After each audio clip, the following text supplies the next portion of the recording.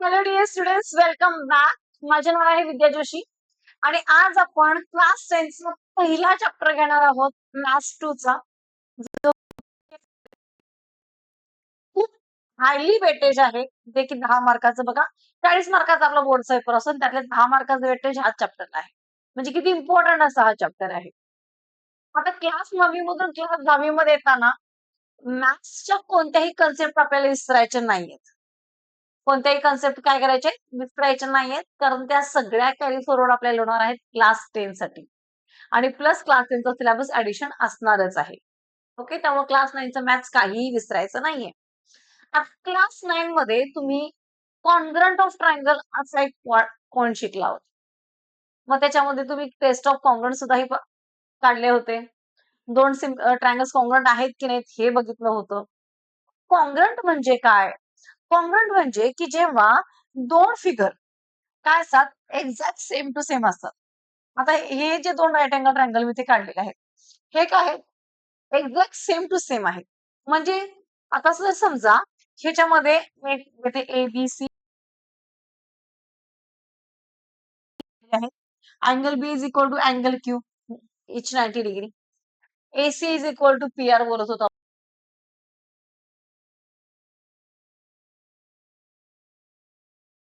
बरोबर, मग आपण सांगायचं एस टेस्ट ऑफ कॉन्ग्रंट नुसार हे कॉन्ग्रंट झाले. बरोबर, तर तीन साईड जेव्हा सेम असायचं आपण एस टेस्ट म्हणायचो. जेव्हा दोन साईड एक अँगल असायचा तेव्हा आपण एस म्हणायचो. बरोबर, म्हणजे ज्यावेळी करस्पॉन्डिंग साईड एक्झॅक्ट इक्वल यायच्या तेव्हा आपण काय म्हणायचो, टेस्ट त्या काय आहेत, दोन ट्रायंगल्स काय आहेत, कॉन्ग्रंट आहेत. सिमिलरली सिमिलरिटी मध्ये काय आहे बघा, कॉन्ग्रंट आणि सिमिलर मधला आधी फरक आपण या चॅप्टर मधला जाणून घेऊया.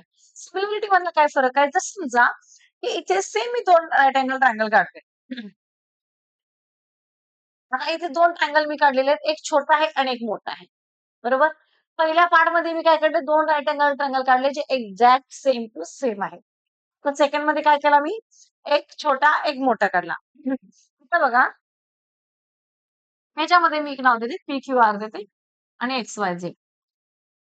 ठीक आहे, angle Q is equal to angle Y. आता सिमिलर मी कधी म्हणणार, जेव्हा दोन ऑब्जेक्ट सेम टू सेम आहे, corresponding angles must be equal. Corresponding angle काय आहे, मस्ट बी इक्वल. म्हणजे अँगल Q जितका आहे तेवढा अँगल तुमचा X असला पाहिजे. अँगल R जितका आहे तितका तुमचा अँगल Z ही असला पाहिजे. आणि अँगल Q जितका आहे तितका तुमचा Y असला पाहिजे. अँगल मध्ये नो कॉम्प्रोमाइज, अँगल तुमचे मस्त सेमच पाहिजे. पण करस्पॉन्डिंग साइड जे आहे त्या तुमच्या प्रपोर्शन मध्ये असली पाहिजे. करस्पॉन्डिंग साइड कशा पाहिजे, प्रपोर्शन मध्ये असल्या पाहिजे. त्यालाच आपण काय म्हणतो, सिमिलर, सिमिलॅरिटी. समजलं, दिस टू ट्रायंगल्स आर सिमिलर. तर जेव्हा दोन ट्रायंगल कॉन्ग्रंट यायचे त्यावेळी आपण काय करायचो, इक्वल जेव्हा वर असं उलटा एस काढायचं आणि काय म्हणायचं, दिस टू ट्रायंगल्स आर कॉन्ग्रंट. आणि सिमिलर मध्ये फक्त आपण हे अशा पद्धतीने डिनोट करतो, उलटा एस काढतो. समजलं, कधी आपण सिमिलर म्हणणार, जेव्हा दोन इमेजेस, दोन ऑब्जेक्ट एक्झॅक्ट सेम असतात दिसायला, पण एक छोटं एक मोठं असतं. त्याचबरोबर त्यांचे करस्पॉन्डिंग साइड या प्रोपोर्शन मध्ये असतात आणि अँगल्स मात्र तिथे इक्वल असतात. सिमिलरली कॉन्ग्रंट मध्ये काय असतात, all angles corresponding angles are same, equal and corresponding sides are also equal. त्याला आपण म्हणतो कॉन्ग्रंट. समजलं दोघांच्या मधला काय फरक आहे. हा खूप इम्पॉर्टंट असा फरक आहे, हे तुम्ही लक्षात ठेवायचं आहे. आता बघा, ह्या चॅप्टर मध्ये स्टार्टिंगलाच आपल्याला काही प्रॉपर्टी चार दिलेले आहेत.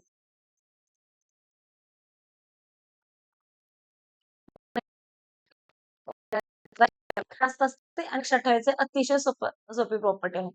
बघा, वेल एरिया ऑफ ट्रायंगलचा फॉर्म्युला माहिती आहे. एरिया ऑफ ट्रायंगल काय आहे, half into base into height. Half into base into height. पहिली प्रॉपर्टी काय दिली बघा, ratio of areas of two triangle. काय प्रॉपर्टी दिली, ratio of areas of two triangle is equal to the ratio of the product of their bases and corresponding height. म्हणजे दोन triangle दिलेले आहेत बघा, इथे कोणता आहे ट्रायंगल, ट्रायंगल एबीसी आणि ट्रायंगल PQR.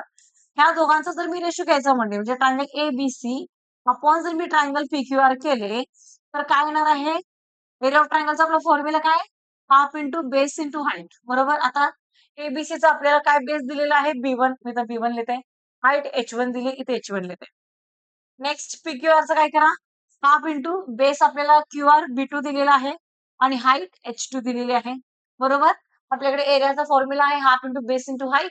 त्याच्यामध्ये मी लिहिले. ठीक आहे. मग आता बघा हाफ हाफ गेट कॅन्सल होणार. म्हणजेच काय सांगतं ratio of areas of two triangles कसे असतात equal to the ratio of their product of their bases and corresponding height. म्हणजे बघा b1 into h1 upon b2 into h2 हा काय झाला आपली पहिली प्रॉपर्टी आहे. आता ही प्रॉपर्टी कधी आहे की जेव्हा आपल्याला बेस आहेत काही सिमिलर नाही दोन वेगवेगळे ट्रायंगल दिलेले आहेत आणि त्या दोन्ही ट्रायंगलच्या एरियाचा जर रेशो घ्यायचा असेल तर तो कसा असणार आहे ratio of the product of the bases and corresponding height. म्हणजेच area of triangle ABC upon area of triangle P Q R is equal to b1 into h1 upon b2 into h2. अशा पद्धतीने आपल्याला ही प्रॉपर्टी लक्षात ठेवायची आहे. ह्याच्यावरती आपल्याला प्रश्न विचारले जातात. आता बघा सेकंड प्रॉपर्टी काय आहे पहिला आपण काय बघितलं की नॉर्मल दोन ट्रायंगलच्या एरियाचा रेशो आपल्याला काढायचा असेल तर काय ratio of the product of the basis and corresponding height. Similarly आता जर असे दोन ट्रायंगल दिलेले आहेत की त्यांच्या हाईट सेम आहे दोन्ही ट्रायंगलची काय दिलेली आहे हाईट सेम दिलेली आहे म्हणजे ते अशा टाइपचे ट्रायंगल येऊ शकतात बघा ए बी सी डी असे दोन ट्रायंगल येते हा. जरी पहिला ट्रायंगल कन्सिडर केले ए बी सी आता या ट्रायंगल मध्ये समजा ए आपल्याला हाईट दिलेली आहे ए काय दिलेली हाईट दिलेली आहे आणि बीसी काय तुमचा इथे बेस आहे म्हणजे ए इज इक्वल टू हाईट आणि बीसी तुमचा काय झाला बेस मी B1 घेते. सिमिलरली जर मी दुसरा ट्रायंगल कन्सिडर केले आता कोणता दुसरा ट्रायंगल हा वाला एसीडी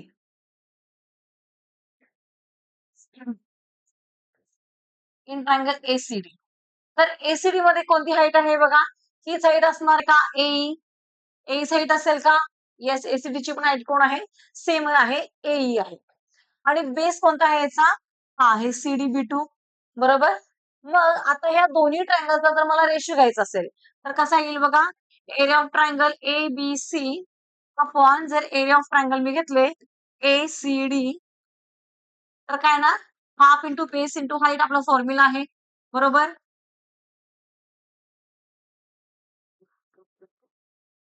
तर आता ह्याच्यामध्ये बघा दोघांची पण हाईट कोण आहे एई आहे बरोबर दोन्ही ट्रायंगल एई ते आपण कशाने डिनोट केली एच नी केली आहे इथे मी एच लिहिले. B1 कोण आहे पहिल्याचा बेस आहे पहिल्याचा बेस कोण आहे बीसी B1 बीसीच्या ठिकाणी मी B1 लिहिले. सिमिलरली बघा आता दोघांची हाईट सेम आहे म्हणजे एच एच गेट कॅन्सल होणार हाफ हाफ सुद्धा कॅन्सल होणार राहिला फक्त B1 अपॉन B2.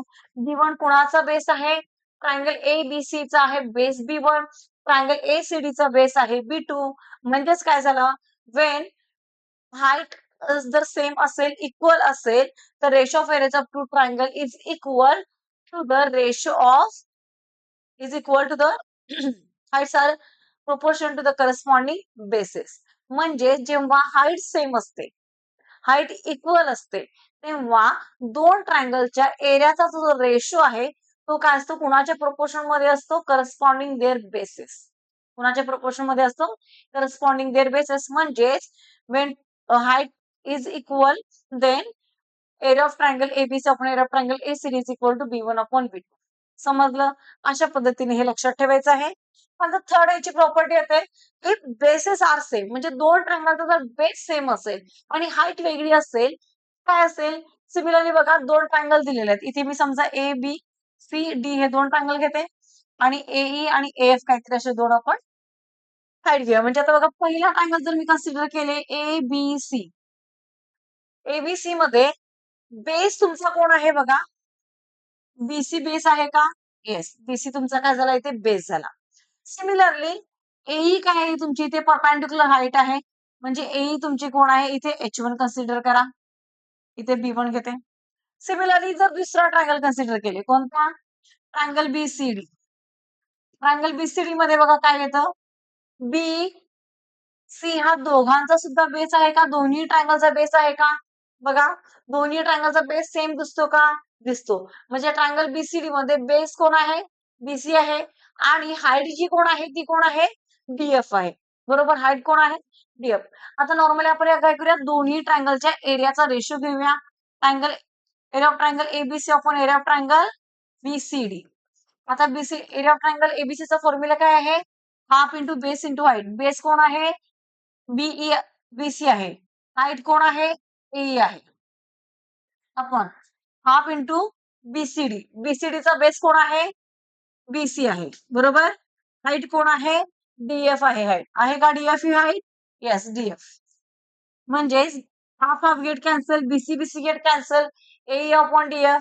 एई तुम्ही काय कन्सिडर केलेला आहे? H1 आहे आणि डीएफ कोण आहे तुमचा? H2 आहे का? आहे. म्हणजे जेव्हा दोन ट्रायंगल मध्ये बेस जर सेम असेल, बेस दोन्ही ट्रायंगल जर सेम असेल किंवा इक्वल असेल, असे वेगवेगळ्या टाइपचे सुद्धा दोन तुम्हाला ट्रायंगल देऊ शकतात की ज्याच्यामध्ये बेस काय आहे? सेम आहे, ट्रायंगल वेगवेगळा आहे, हाईट वेगळी आहे. ठीक आहे, पण बेस काय इक्वल आहे. बेस काय आहे? इक्वल आहे. तर त्या दोन ट्रायंगलच्या एरियाचा जो रेशो असतो तो त्या ट्रायंगलच्या बेसच्या सॉरी हाईटच्या प्रोपोर्शन मध्ये असतो. वेन जेव्हा दोन ट्रायंगलच्या एरियाचा रेशो आपल्याला काढायचा असेल, कधी? जेव्हा त्यांचा बेस सेम असेल तर त्यांचा जो एरियाचा रेशो आहे हा त्याच्या करस्पॉन्डिंग हाईटच्या प्रोपोर्शन मध्ये येतो. समजलं? ही आपली झाली प्रॉपर्टी नंबर 3.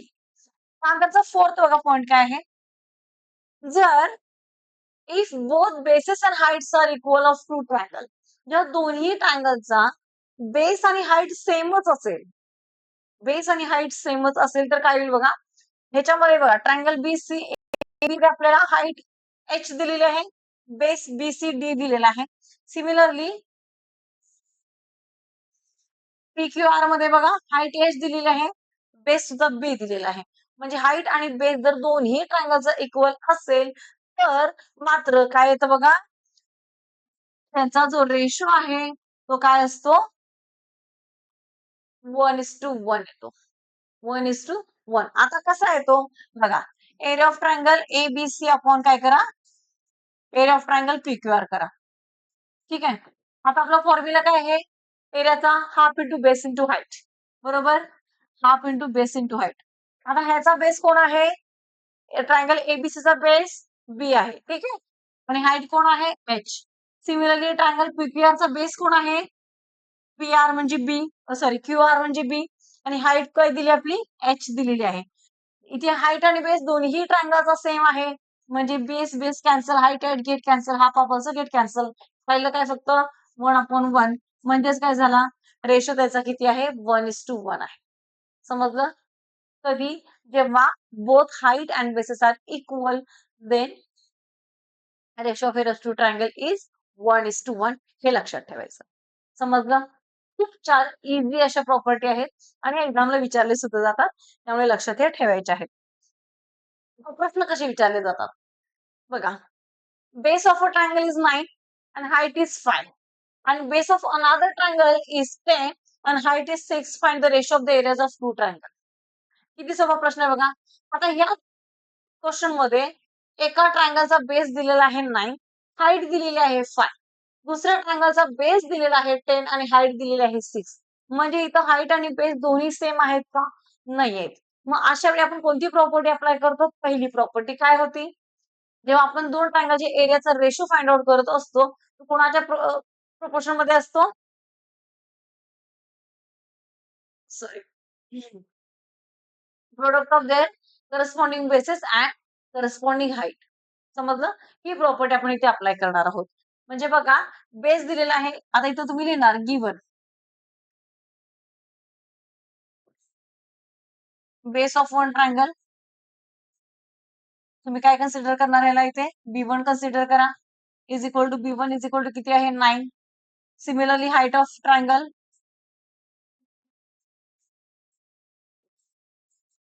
किती असणार आहे? हाईट किती तुमची इथे? H1 किती दिलेले आहे? 5. Similarly base of another triangle B2 consider करा.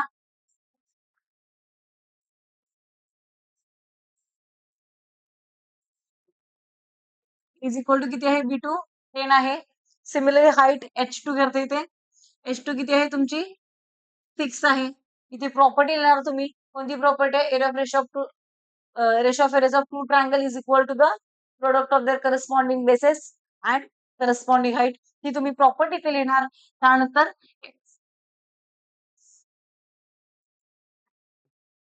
एरियाज ऑफ ट्रायंगल किंवा अजून एक सांगते तुम्ही तर कन्सिडर करून चालावं. Let triangle ABC having base B1 is equal to 9, height H1 is equal to 5 असं लिहा. लेट ट्रायंगल PQR तुम्ही कन्सिडर करा, त्याचा बेस किती आहे B2 आहे अपॉन सॉरी हाईट H2 आहे असं कन्सिडर करा. हे लिहा. म्हणजे काय येतं बघा. आणि फक्त असं लिहायचं ratio of areas of two triangle is equal to B1 into H1 upon B2 into H2. Property लिहिली तुम्ही वरती. 9 इंटू 5 अपॉन 10 इंटू 6 करा. 5 1 जा 5 2 जा 3 1 जा 3 2 जा 3 3 जा. आन्सर आलं 3 अपॉन 4. म्हणजे तुमचा रेशो किती आला 3:4. अशा पद्धतीने आपल्याला प्रश्न सोडवायचे असतात एक्झाम मध्ये. ओके. एमसीक्यू मध्ये आला तर 1 मार्कासाठी असे प्रश्न विचारले जातात. आय होप की आजची ही कन्सेप्ट तुमच्या नक्कीच लक्षात आलेली असेल. तर व्हिडिओला तुम्ही नक्की लाईक करू शकता आणि आपल्या फ्रेंड्स सोबत शेअर करू शकता.